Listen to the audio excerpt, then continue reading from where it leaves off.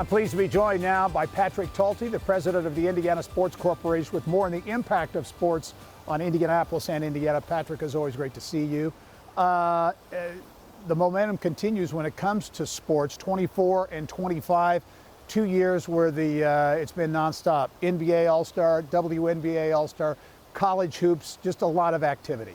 Oh, I mean, these 2 years have been packed. You think about Olympic swimming trials and our All-Star games, our professional teams doing so well. I mean, sports has been at the center of everything in Indy and has really lifted the community. I mean, it's been unbelievable. And there are other communities that would give anything to have the lineup we've had.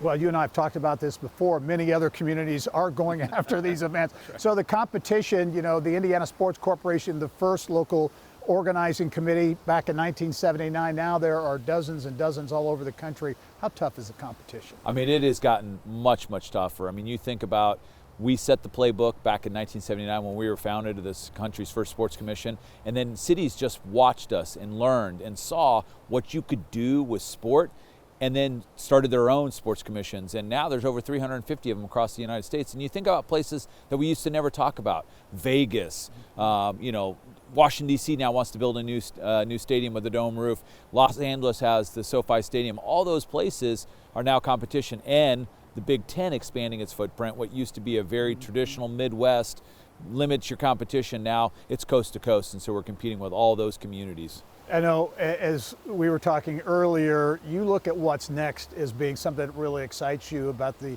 vision for the future. You've got a 2050 vision, and kind of at the center of that is going from economic impact to economic development. That is right. I mean, the 2050 vision, which now it's hard to believe it's only been about a year since we rolled that out, and people have latched onto it and been excited about it. But it really is the difference when you start to think about the sports economy and the sports ecosystem overall, and using it to really have economic development. Not just worrying about heads on beds, which is still really important, but how do we use sport to drive businesses, to have jobs, to have people want to live here, to start their families here, to start businesses here, grow businesses here, and have long-term impacts that go generations. Final question for you, and that's the statewide impact here, because much of this is focused, of course, on Indianapolis, sports capital, but there is a statewide component to this. There absolutely is. I mean, the bid fund that the state legislature put in has done numerous impacts across the state.